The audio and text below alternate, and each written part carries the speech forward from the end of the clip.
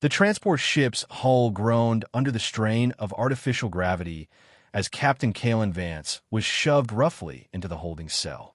His body, still aching from the ejection and subsequent capture, crashed against the cold metal floor. The Kthar guard, a towering reptilian figure with scales the color of burnished copper, hissed something in its native tongue before the energy barrier reactivated, sealing Kalen in with dozens of other prisoners.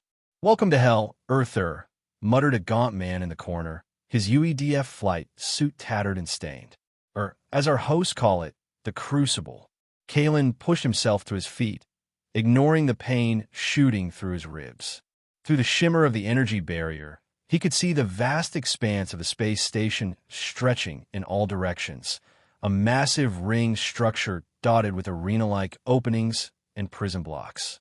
The station hung in orbit around a gas giant, its surface glittering with artificial lights against the backdrop of space.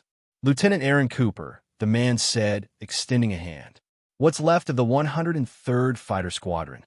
"Captain Kalen Vance, 87th Tactical," Kalen replied, clasping the offered hand. "How many of us are here?" Cooper's eyes darkened. "Too few. Maybe 30 humans scattered throughout this nightmare. They've been picking us off for sport since the ambush at Proxima Centauri 3. He lowered his voice. "The Kthar don't take prisoners for labor like other species might. We're here for entertainment." Kalen had heard stories of the Crucible, the infamous combat arena run by the Kthar Empire, a place where captured enemies were forced to fight for the amusement of the reptilian conquerors who controlled this sector of the galaxy. But he'd always assumed those stories were exaggerated. The reality before him proved otherwise. The cell block contained prisoners of at least a dozen different species, some humanoid, others utterly alien. All appeared malnourished and bore evidence of mistreatment. The air smelled of desperation and fear. "How long have you been here?" Kalen asked, scanning the room for anything that might be useful.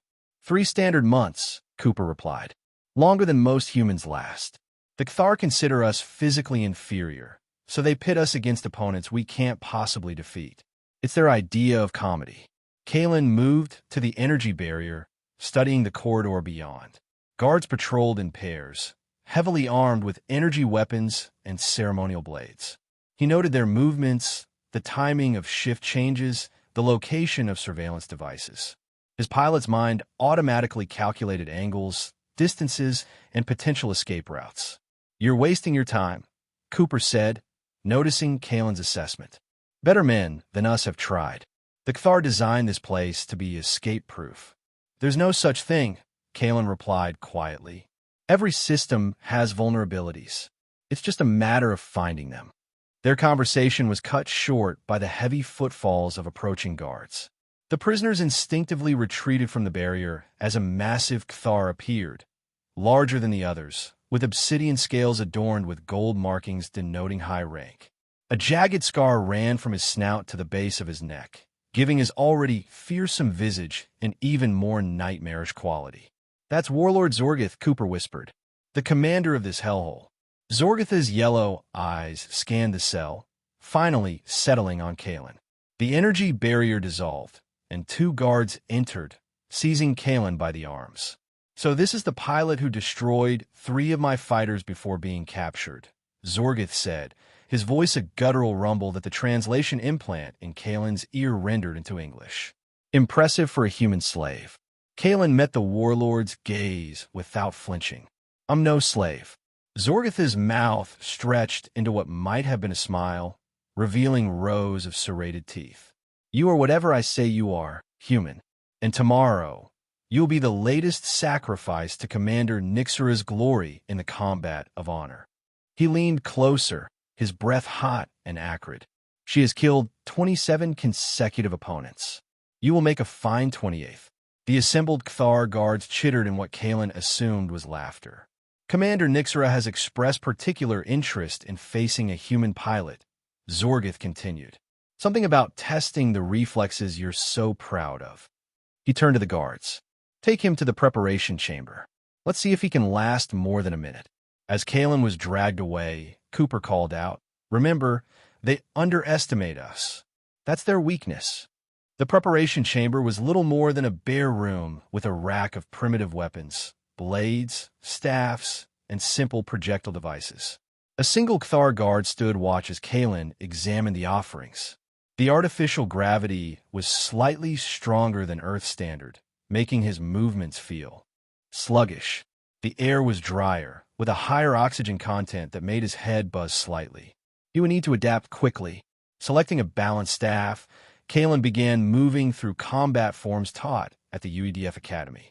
He had been an above-average hand-to-hand combatant, but against a Cthar warrior, especially one of Nixera's reputation, those skills might mean little. His mind drifted to his final mission. The squadron had been escorting a colony ship near Proxima Centauri 3 when the Cthar ambush struck from the shadow of the system's asteroid belt. The battle had been brief and brutal. He'd watched his wingmates' ships explode one by one as the more numerous enemy fighters overwhelmed them. In his final desperate maneuver, Kalen had led 3 Cthar fighters on a chase through the densest part of the asteroid field, managing to destroy all 3 before his own ship took critical damage. His ejection pod had been captured before it could reach the colony ship, which had hopefully escaped during the chaos. Now, as he practiced movements with the staff, adjusting to the slightly different gravity and atmosphere, Kalen made a silent promise to his fallen comrades. He would survive, not just the upcoming fight, but this entire ordeal. And somehow, he would make the Cthar pay for what they had done. The door to the preparation chamber slid open, revealing an alien figure, short and stocky with gray, leathery skin and forearms. The being hesitated at the entrance, eyeing the guard warily. "Enter or leave, Grorn," the guard barked. "Don't waste my time." The alien, apparently a Grorn, shuffled inside, carrying what looked like maintenance tools. As it moved past Kalen to work on an air filtration panel, it spoke in a low voice without looking at him. "The Cthar female who will fight you. She has a weakness," the Grorn whispered, pretending to adjust something in the panel. "Their kind rely on forward vision and strength. They have poor peripheral vision due to their cranial structure, and they have an instinctive flinch response when their throat scales are threatened. Evolutionary protection reflex." Kalen continued his practice, giving no indication he was listening. Also, the Grorn continued. Their balance is forward-centered. They expect direct confrontation because that is their way. No Cthar would ever retreat or yield ground in combat. It is dishonorable. Use this against her. Before Kalen could respond, the Grorn finished its fabricated repairs and shuffled out, leaving him to contemplate this unexpected information. Hours later, Kalen found himself in a holding pen beneath the main arena. The roar of the crowd vibrated through the metal walls. Thousands of Cthar spectators eager for bloodshed. A view screen showed the current match. 2 massive, insectoid aliens battling with electrified nets while Zorgith watched from an elevated platform. When that match concluded with one competitor lying motionless, the crowd's roar intensified. Zorgith rose from his seat, arms raised for silence. "Citizens of the glorious Cthar Empire," his amplified voice boomed. "Today we have a special combat of honor. Our undefeated champion, Commander Nixera of the Imperial Fleet, has requested to test her skills against a human pilot captured during the recent victory at Proxima Centauri." The crowd responded with thunderous approval as the view screen showed Nixera entering the arena. She was tall for a female Cthar, with muscular limbs and deep blue scales that gleamed under the arena lights. Unlike the male Cthar, her head was adorned with a crest of rigid spines that currently stood erect, a sign of aggression. She carried a traditional Cthar energy blade, its edge pulsing with a deadly crimson glow. "Behold Commander Nixera, who has slain 27 consecutive challengers," Zorgith proclaimed, causing another eruption of sound from the audience. The gate before Kalen began to rise. A guard thrust a simple metal staff into his hands, the same type he had practiced with earlier, but without any energy enhancements. "Try to die with some dignity, slave," the guard sneered, shoving him forward. The arena was larger than it appeared on the view screen. A circular space perhaps 100 meters across, with various columns and obstacles scattered throughout. The floor was covered in a dark, sand-like substance that shifted slightly underfoot. Around the perimeter, tiered seating rose steeply, filled with thousands of Kthar, their scaled faces fixed on the human who had just entered. Across the arena, Nyxera watched him with predatory focus. As Kalen approached the center, she raised her energy blade in a formal salute, then pointed it directly at him. "I expected something more impressive," she called out, her translated voice carrying a flanging quality that the males didn't possess. "You killed 3 of our fighters, yet you look like any other human slave." Kalen gripped his staff in a loose, ready stance. "Maybe your pilots weren't as good as they thought they were." Nyxera's crest flattened against her skull, a reaction Kalen couldn't interpret.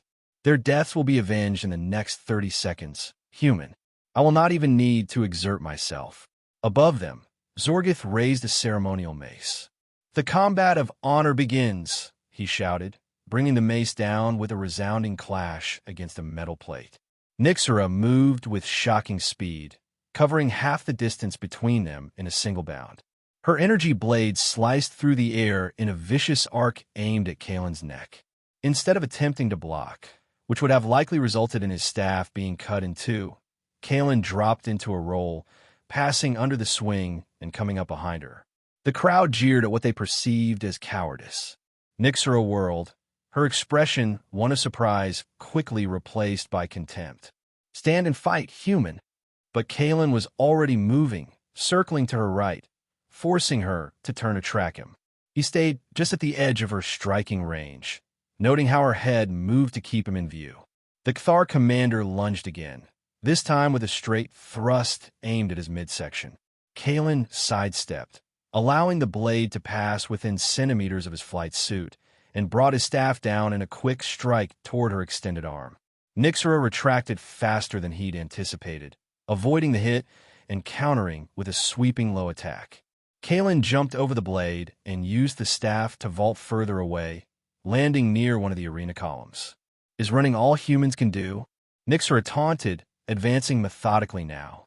"No wonder your kind falls so easily to the Empire." The crowd was growing restless, clearly expecting a quick and brutal end to the human. Kalen could hear Zorgith's voice above the others, urging Nyxera to finish him. But Kalen was analyzing, processing. The Grorn's information seemed accurate. Nyxera's attention focused primarily forward, and she turned her whole body to track his movements rather than using peripheral vision. Each time he moved laterally, there was a fractional delay in her response. Nyxera's patience evaporated. With a roar that needed no translation, she launched into a full offensive flurry, her energy blade carving deadly patterns in the air as she drove Kalen back toward the arena wall. He parried what strikes he could with the staff, which began to show scorch marks from the energy blade's heat. Those he couldn't block, he evaded with the instinctive reflexes that had kept him alive in countless dogfights. The Kthar commander's attacks grew increasingly powerful, but also more predictable as her frustration mounted. The crowd sensed the shift in momentum and grew louder, demanding the kill. Kalen waited for his moment. It came when Nyxera overextended on a diagonal slash, committing her weight forward. In that instant, he didn't retreat as expected but stepped inside her guard, dropping his staff and grabbing her blade arm at the wrist and elbow. Using her own momentum and a technique taught in UEDF close-quarters combat training, he redirected her motion downward while simultaneously sweeping her legs. The combination of leverage and the Kthar's forward-centered balance worked exactly as the Grorn had suggested. Nyxera, for all her strength and skill, found herself suddenly airborne. Kalen completed the throw with a sharp twist that sent the energy blade spinning from her grasp. The Kthar commander crashed to the arena floor with an impact that sent the dark sand billowing upward. Before she could recover, Kalen was on her, applying pressure to the sides of her throat where the scales appeared thinnest. Just as the Grorn had indicated, Nyxera's body went rigid with an instinctive protective response, her limbs temporarily locking up. In one fluid motion, Kalen retrieved her fallen energy blade and pressed it to her throat, the crimson edge humming centimeters from her scales. The arena fell silent. From the first genuine engagement to Nyxora's defeat, less than 30 seconds had elapsed. Zorgith stood frozen on his platform, mandibles agape in shock. The Cathar spectators stared in disbelief as their champion lay defeated by a human they had moments ago been mocking. Kalen held the blade steady, his eyes locked with Nyxora's. He saw rage there, but also something else, confusion, perhaps even the first glimmer of respect. "Kill me and be done with it," she hissed, her translator rendering the words with a static-filled edge. "It is your right as victor." Instead, Kalen deactivated the energy blade and stepped back. He tossed the weapon's hilt onto the sand beside her. "That's not how humans measure honor," he said, loud enough for the nearest spectators to hear. Then he turned his back on the fallen commander, the ultimate insult in Cathar culture, and faced Zorgith's platform. The warlord's expression had transformed from shock to murderous rage. "The human is victorious," Zorgith announced, his voice strained as he followed the protocol demanded by tradition. "Return him to confinement until his next challenge is determined." As guards surrounded Kalen to escort him from the arena, he caught a final glimpse of Nyxora. The female Cathar had risen to one knee. Watching him with an intensity that suggested their interaction was far from over. The ripples from Kalen's victory spread quickly through the crucible. By the time he was returned to the prison block, news had already reached the other inmates. Cooper and the few remaining human prisoners greeted him with muted celebration, too aware of the guard's presence to show excessive emotion. "You actually did it," Cooper whispered in amazement. "No one's ever defeated Nyxora in single combat, let alone a human." "The old Grorn engineer gave me some useful information," Kalen replied quietly. "Tholix? That crafty old survivor," Cooper nodded. "Still, information is one thing. Executing it against a Cathar commander is another. You've given everyone here something they haven't had in a long time." "What's that?" "Hope." Cooper gestured subtly toward the other cells, where aliens of various species were watching Kalen with new interest. "And you've made the Cathar uneasy, which is even better." Over the next several days, Kalen observed changes in how the guards treated the prisoners, particularly the humans. There was less casual abuse, fewer taunts. The Cathar seemed wary, as if reassessing what they thought they knew about human capabilities. On the fourth day after the combat, Kalen was removed from the common cell and taken to a smaller, private chamber. Though still clearly a prison, it contained a proper bed and sanitation facilities, luxuries by the Crucible standards. "Warlord Zorgith wishes to speak with you," the guard announced before activating a communication screen on the wall. Zorgith's scarred face filled the display, his yellow eyes narrowed in suspicion. "You continue to surprise me, human. Perhaps there is more to your species than we believed." Kalen remained silent, waiting. "I want to know how you defeated Commander Nyxora," Zorgith continued. "Her combat record was flawless until she faced you." "Maybe you should ask her," Kalen replied. Zorgith's throat scales flared in irritation. "I'm asking you, slave. And that's why you'll never understand," Kalen said. "You call us slaves, treat us as inferior, and then wonder how one of us could possibly defeat your champion. The answer is in the question, Warlord." The Cathar leader studied him for a long moment. "You will remain in isolation while I decide your fate. Perhaps another combat will reveal your secrets." The screen went dark. Kalen used the relative privacy to rest and recover his strength. He knew Zorgith wouldn't let his victory go unanswered. There would be consequences, likely in the form of an even more dangerous opponent. Two guards nodded and grabbed Kalen's arms, pushing him down a side corridor while the others raced toward the reported breach. They had gone less than 50 meters when one of the remaining guards suddenly collapsed, a dart protruding from his neck. Before the second guard could react, a similar dart struck him in the shoulder, and he crumpled beside his companion. Nyxora stepped from a recessed doorway, lowering a small projectile weapon. "Your allies are punctual, at least," she said, quickly removing Kalen's restraints. "So you've made your choice," Kalen said, rubbing his wrists. "Let's say I'm considering alternatives to blind obedience," she replied, handing him the fallen guard's sidearm. The Cthar Empire has existed unchanged for millennia. Perhaps that is our weakness, not our strength. Why help us? You're a commander, a champion. Nixera's crest rippled in what Kalen now recognized as thoughtfulness.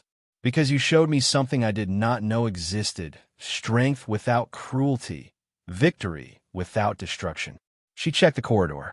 We have approximately 4 minutes before the security systems reset and detect the unconscious guards. We need to reach the central control hub, Kalen said. Can you get us there? Not directly. It will be heavily guarded. But I can get you to a secondary terminal where your Grorn allies' override chip can be utilized. They move swiftly through maintenance corridors, avoiding the main pathways where festival crowds and security will be concentrated. Twice they had to hide as patrols passed, but Nixera's knowledge of the station's layout proved invaluable. The uprising has already begun in the lower levels, she informed him as they hurried. Your coalition timed it perfectly with the festival preparations. Most of the warrior cast is focused on the arena and upper levels.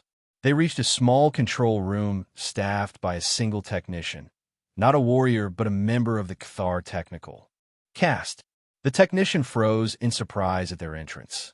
Commander Nixera, the human prisoner, is under my protection, Nixera finished. You have a choice, Technician Vex. Join us and live, or resist and die. The technician's crest flattened in submission. I serve the commander, he said, stepping away from the console. Kalen inserted Tholix's override chip into the terminal. The screen flickered, then displayed a station-wide schematic with security systems highlighted. Following the Grorn's instructions, he initiated a cascading failure in the detention level monitoring systems, then unlocked the emergency bulkheads between sections. Done, he announced. The prisoners in blocks A through F should be free now, and the armory on level 4 is exposed. Nixera nodded in approval. We should proceed to the shuttle bay. If your allies succeed in securing it, we can evacuate the survivors. Not yet, Kalen countered. Zorgith needs to be neutralized. If he's still in command, he'll lock down the entire station and vent the atmosphere in the affected sections rather than let prisoners escape. He will be in the command platform above the main arena, preparing for your execution, Nixera said. It will be heavily guarded. Then we'll need a distraction. Kalen turned to the technician. Can you access the public announcement system from here? The technician nodded nervously. Good. I need to send a message to every level of this station.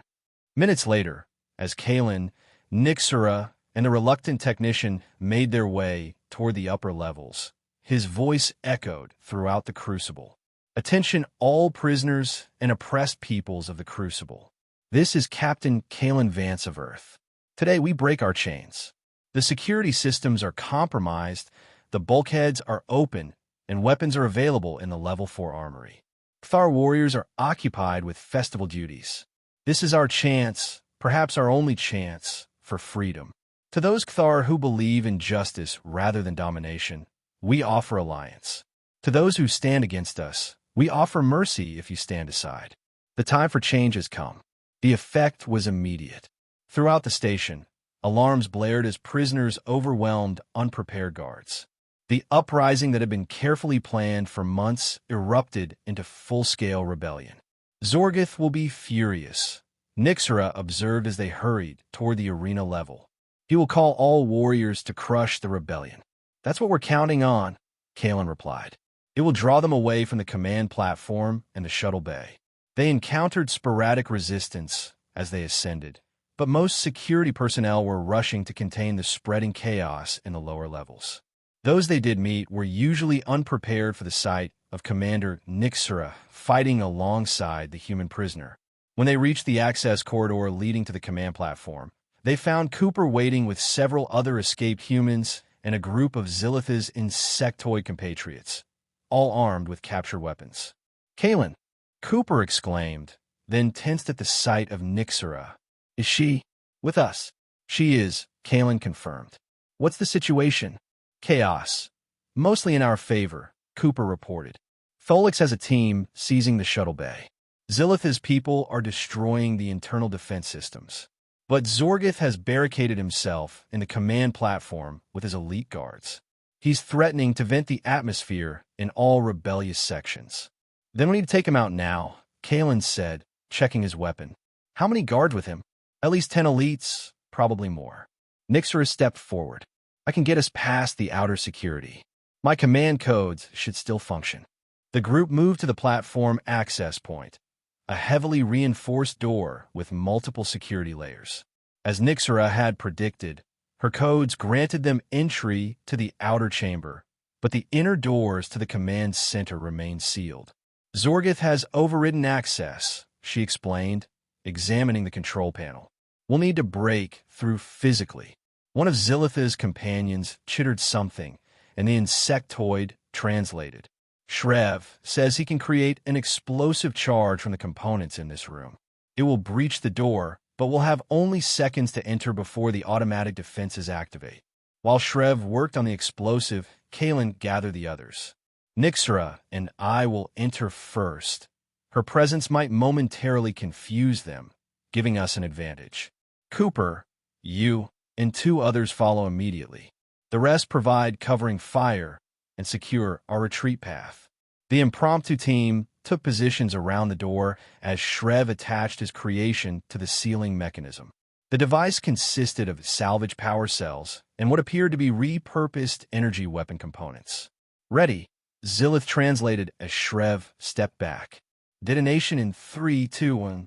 The explosion was more concussive than fiery, the force directed precisely at the door's locking mechanism. With a groan of protesting metal, the heavy barrier slid open halfway and stopped. Nixera moved first, slipping through the gap with reptilian agility. Kalen followed immediately, weapon raised. The command center beyond was a circular chamber dominated by a large holographic display of the station. Around it stood Zorgith and 8 Kthar warriors, all turning in surprise at the intrusion. Commander Nixera, Zorgith snarled. So the rumors of your treachery are true. Not treachery, warlord, she replied, advancing slowly. Evolution. The Empire must change or perish. Zorgith roared in fury and drew his ceremonial blade. Kill them all. The room erupted in violence. Energy weapons discharged, filling the air with sizzling bolts of plasma.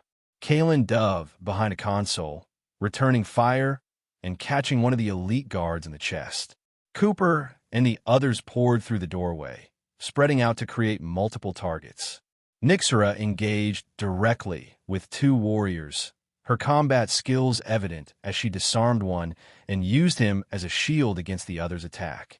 Across the room, Zorgith bellowed orders, activating emergency protocols on the central console. He's initiating atmosphere venting. Nixera shouted, dispatching her second opponent with a brutal strike to the throat. The lower levels will be exposed to vacuum in 2 minutes. Kalen fought his way toward the central console, exchanging fire with the guards protecting Zorgith. A blast grazed his shoulder, searing through his prison garment and burning the skin beneath, but he pushed forward, driven by the knowledge that thousands would die if Zorgith succeeded. Cooper provided covering fire, his shots precise despite his previous injuries. 2 more Kthar fell, creating a path for Kalen to advance. Zorgith abandoned the console and turned to face Kalen directly, his massive frame blocking the controls. You have caused this, human, he growled, raising his energy blade. The death of every prisoner will be on your conscience. There's still time to stop this, Kalen replied, his weapon trained on the warlord. Order your warriors to stand down. End this cycle of domination and violence. Never. Zorgith lunged forward, his blade arcing toward Kalen's head. Kalen fired, but Zorgith had anticipated the shot, twisting to avoid the worst of it.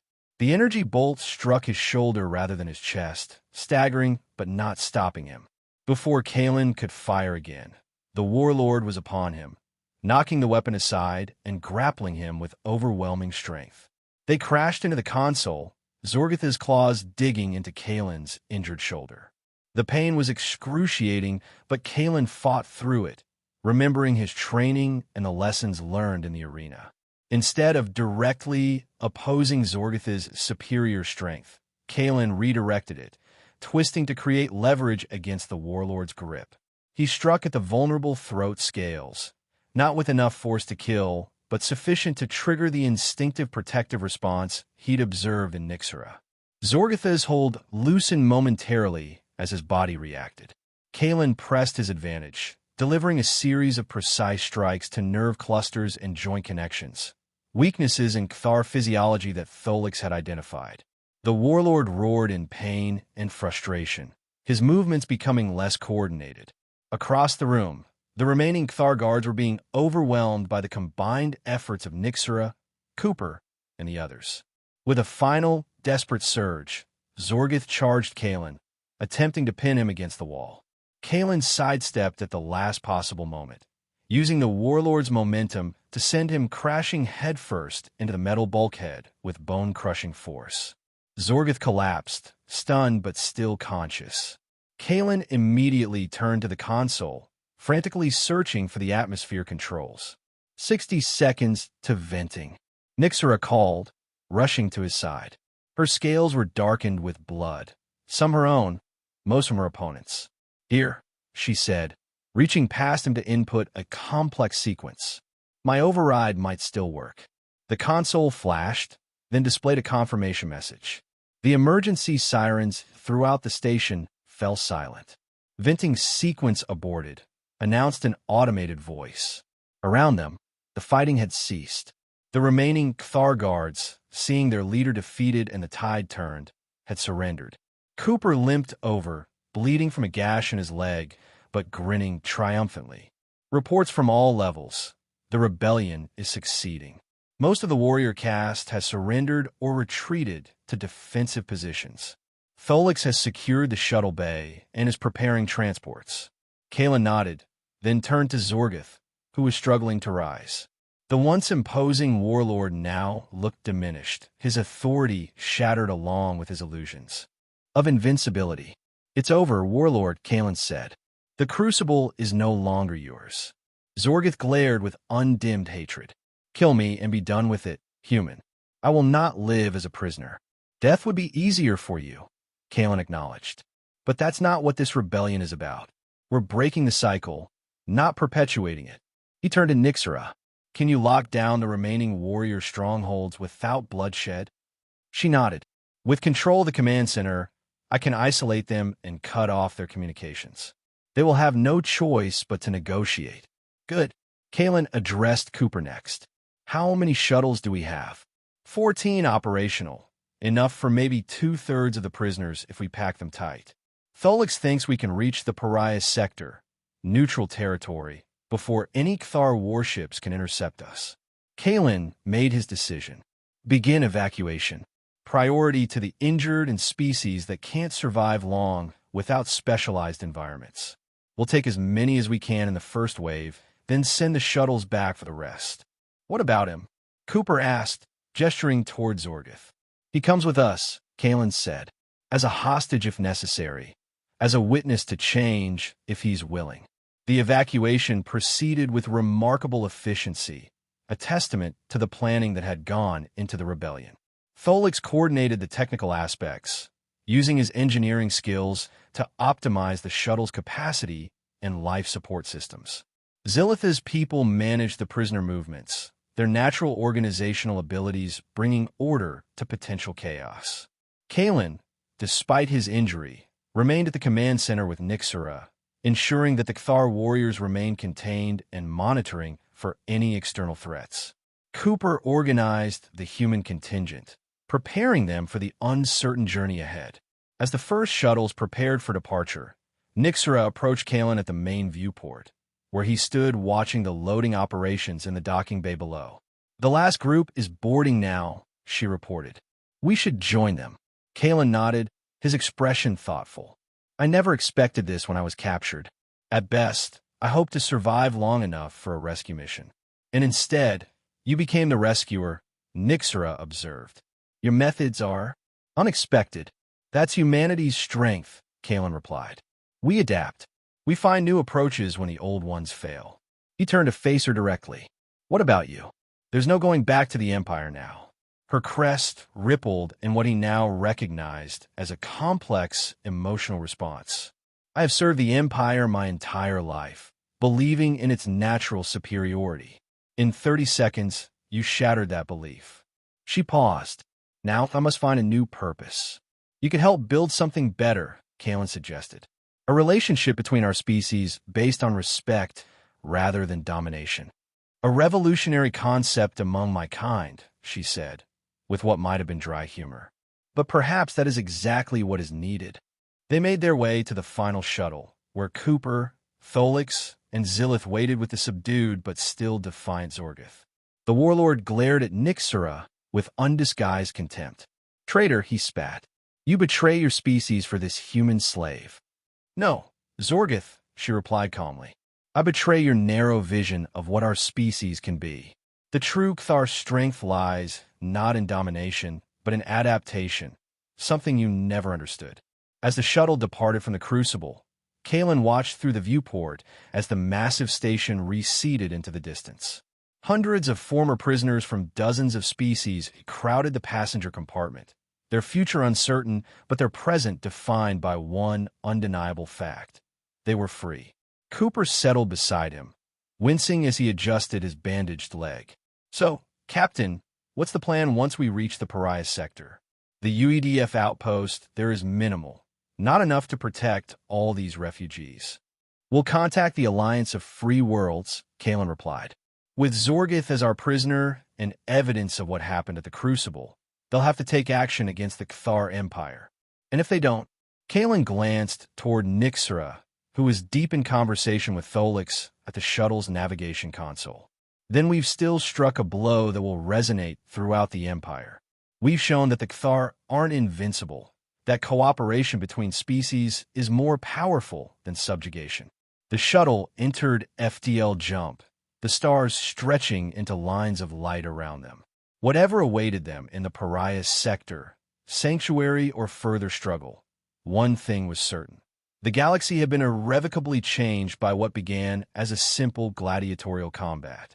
In 30 seconds, a human slave had defeated a Cthar champion, challenging the foundation of an empire. In the days that followed, that small crack had widened into a revolution. Now, as the survivors of the Crucible raced toward an uncertain future, the true battle was just beginning. Not a battle of weapons and warriors, but of ideas and possibilities. Kalen watched the streaming stars and allowed himself a moment of pride. He had survived, not just for himself or even for humanity, but for all the beings who deserve the right to determine their own destinies. The Cthar Empire would not fall overnight, but its aura of invincibility was gone forever. Beside him, Nixera observed the same starfield, her reptilian features unreadable. What will you do? She asked quietly, when we reach safety. First, heal and regroup, Kalen answered. Then, find a way back to Earth to warn them about the full extent of the Cthar threat. He paused. And you? I will never be welcomed among my kind again, she said matter-of-factly. Perhaps I will learn more about human ways. Your 30-second victory contained wisdom that my people have missed for centuries. Kalen smiled slightly. It wasn't just about technique or even strategy. It was about seeing you as an equal opponent worthy of respect, not just an enemy to be destroyed. A distinction the Empire has forgotten, Nixera acknowledged, but one I will not forget again. The shuttle continued its journey through the void, carrying with it not just refugees, but a new possibility. That strength could exist without cruelty, victory without destruction, and that even the most entrenched beliefs could change in 30 seconds when confronted with a different way of seeing the universe. Days later, Kalen was surprised when his cell door opened to reveal not a guard, but Nixera herself. She entered alone, the door sealing behind her. Without the ceremonial armor she'd worn in the arena, she appeared slightly smaller, though no less dangerous. I dismissed the guards, she said, her translator rendering her words in clipped tones. What I have to say is not for their hearing. Kalen rose from the bed, maintaining a cautious distance. I'm listening. Nixera paced the small cell, her movements betraying agitation. You humiliated me before the Empire.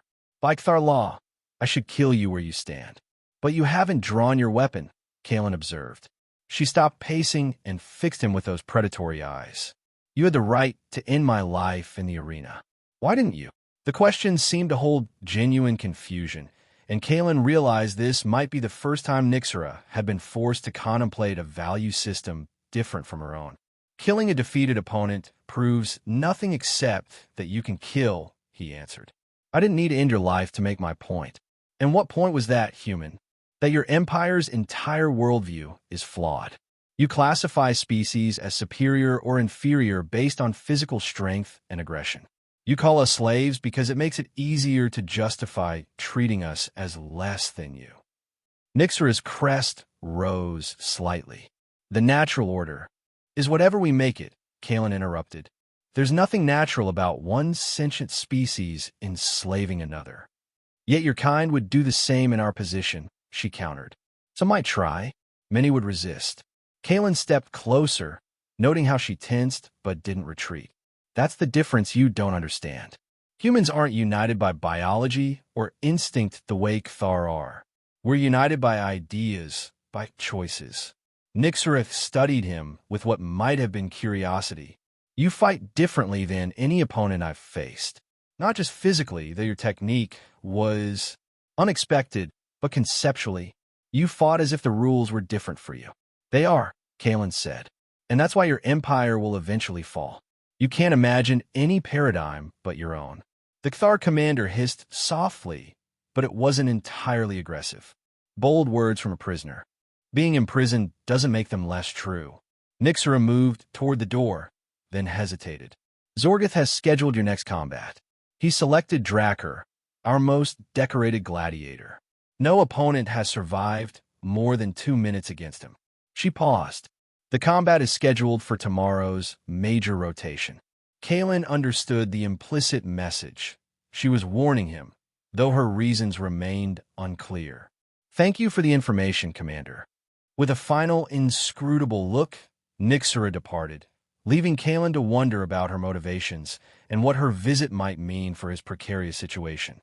That night, as Kaelin attempted to rest before the coming challenge, his cell door opened silently. A hooded figure slipped inside, smaller than Kthar, moving with deliberate stealth. When the hood came down, Kaelin recognized the four-armed Grorn engineer who had given him the crucial information before his combat with Nyxera. Tholix, I presume? Kaelin whispered. The alien nodded, his leathery face creasing in what might have been a smile.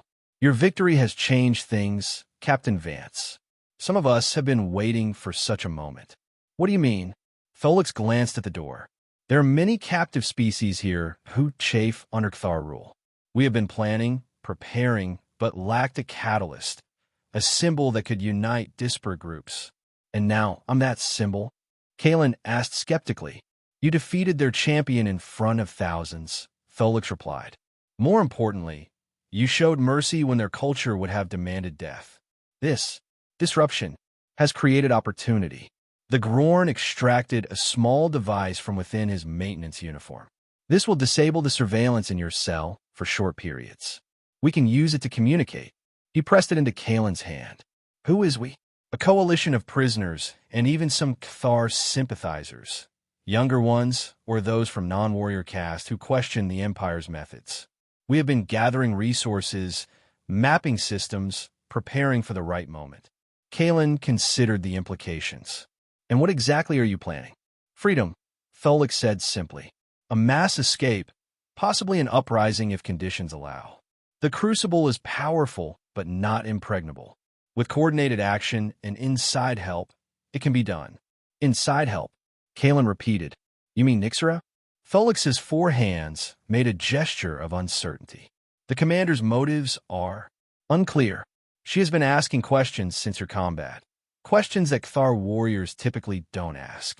Whether this leads to alliance or betrayal remains to be seen.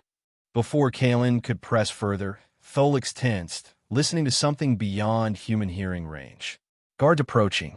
I must go. Survive tomorrow's combat. We will contact you again. The groan slipped out as silently as he had entered, leaving Kalen with the small jamming device and far more questions than answers. The next day, Kalen was escorted to the arena amid heightened security. The atmosphere in the Crucible had changed noticeably. Tension filled the air, and the Cthar guard seemed on edge. The arena was even more crowded than for his previous combat.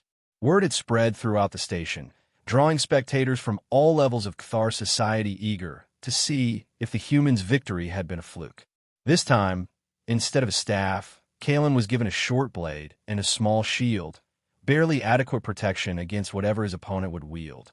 He scanned the audience as he entered, noting Zorgith in his elevated position, and, surprisingly, Nyxra seated nearby, her expression unreadable. When the opposite gate rose, the crowd erupted in thunderous approval. Through the opening stepped a Cthar male of tremendous proportions, at least a head taller than any Kalen had seen, with gray-green scales covered in battle scars. Unlike Nyxra's precise, military bearing, this warrior moved with savage purpose. He carried a massive, double-bladed axe that pulsed with energy along both edges. "Behold Drakkar, undefeated champion of 73 combats," Zorgith announced, his amplified voice barely audible over the crowd's frenzy. "Today he faces the human who dared defeat Commander Nyxra. Let us see if that victory was skill or mere chance."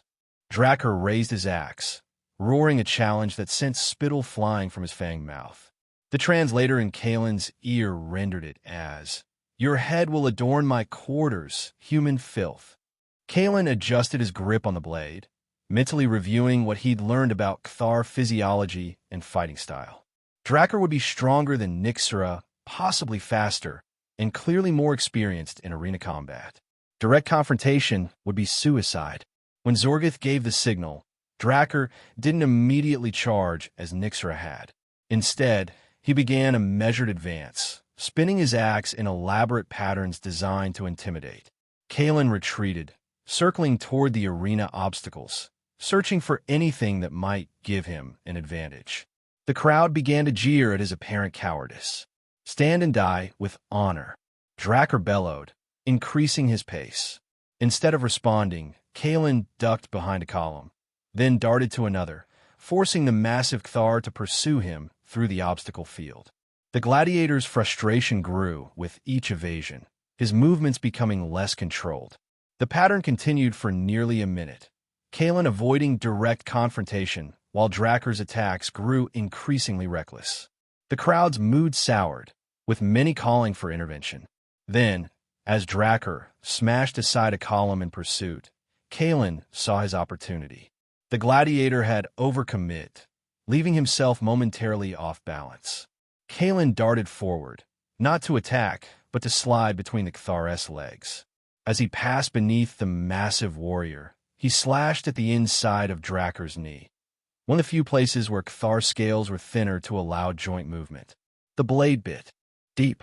Drakkar roared in pain and fury, whirling to swing his axe in a horizontal arc that would have decapitated Kalen if he hadn't already rolled clear. But now Kalen pressed his advantage. The injured leg slowed Drakkar just enough to make his movements predictable. Kalen feinted an attack, then dodged the predictable counterswing and delivered another precise strike to the same knee. Drakkar stumbled, momentarily dropping to one knee. The crowd fell silent. Before the gladiator could recover, Kalen vaulted onto his back, using the shield to deflect a desperate backward swing of the axe. With precise movements, he drove his blade into the unprotected area where Drakkar's neck met his shoulder. Not a killing blow, but one that severed key muscle groups controlling the arm that held the axe. The massive weapon clattered to the arena floor. Kalen leapt clear as Drakkar collapsed, wounded but still dangerous. The Cthar tried to rise, but his injured leg and now useless arm left him vulnerable. Kalen circled to face him, blade ready but not striking. The entire arena held its breath. "Finish it," Drakkar growled, glaring at Kalen with hatred and the resignation of a warrior who knew he was defeated. For the second time, Kalen defied Cthar expectations. He lowered his weapon and turned to face Zorgith. "Your champion lives," he called out, his voice carrying in the silent arena. "His wounds will heal. Perhaps next time he'll understand that brute strength isn't everything." The silence shattered as murmurs rippled through the crowd. Even Zorgith seemed at a loss, his protocol for handling this situation non-existent. Nixera, however, was leaning forward in her seat, watching Kalen with intense focus. "This concludes the combat," Zorgith finally announced, his voice uncertain. "The human is victorious." As guards surrounded Kalen to escort him out, the crowd's reaction was mixed: confusion, anger, but also scattered sounds that might have been approval from non-warrior Cthar and other species present. Something was shifting in the crucible, a crack in the foundation of Cthar dominance. Back in his cell, Kalen was not surprised when Nixera visited again that evening. "You had the perfect opportunity to kill Drakkar," she said without preamble. "He would have killed you without hesitation." "I know," Kalen replied. "Then why spare him? Once could be dismissed as an anomaly. Twice suggest a pattern." Kalen sat on the edge of his bed, studying the Cthar commander. "Maybe I'm trying to show that there's a different way. That strength doesn't have to mean domination. You're creating unrest," Nixera said, but her tone held more curiosity than accusation. "The non-warrior castes are speaking of you. Some even suggest your mercy is a greater strength than Drakkar's brutality. And what do you think, Commander?" She moved closer, her reptilian features difficult for Kalen to read. "I think you're dangerous in ways my people don't understand." She paused. "Zorgith intends to make an example of you. He's planning a public execution rather than risking another combat." The news wasn't unexpected, but hearing it confirmed still sent a chill through Kalen. When 2 days, during the station's main festival, when all segments will be watching. Kalen nodded slowly. "Thank you for telling me." Nixera's crest flattened against her skull. "I didn't come merely to inform you of your death." She glanced at the surveillance devices in the corners of the room, then leaned closer to whisper, "There are frequencies these devices cannot monitor. The Grorn engineer has exploited this vulnerability before." With that cryptic statement, she straightened and raised her voice to normal levels. "Your deaths will serve as a reminder of the natural order. Human, enjoy your final hours." Then she departed, leaving Kalen to decipher her true message. That night, using Tholix's jamming device, Kalen received a visitor.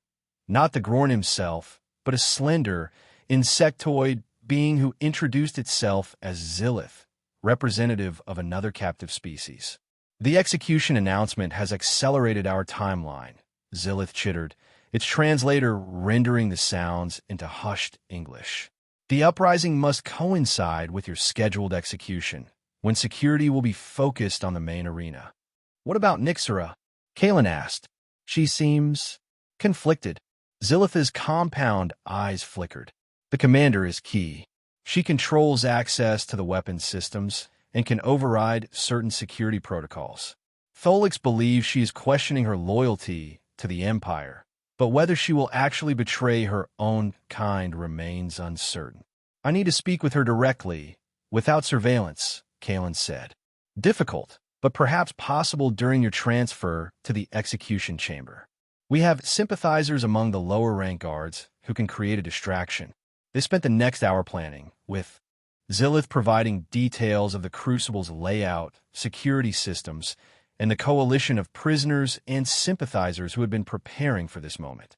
By the time the insectoid departed, Kalen had a clear picture of both the opportunity and the tremendous risks involved. The following day passed in tense preparation. Kalen was allowed exercise time in a small yard, where he covertly made contact with other human prisoners to relay parts of the plan. Cooper, despite injuries from previous gladiatorial combat, immediately volunteered to help. "Better to die fighting than as a spectacle," he said grimly. When Kalen was returned to his cell, he found a small object hidden beneath his mattress, a security override chip that Tholix must have smuggled in during a maintenance check. If they could get it to the right terminal, it would temporarily disable sections of the Crucible surveillance network. The execution day arrived with an atmosphere of tense anticipation throughout the station.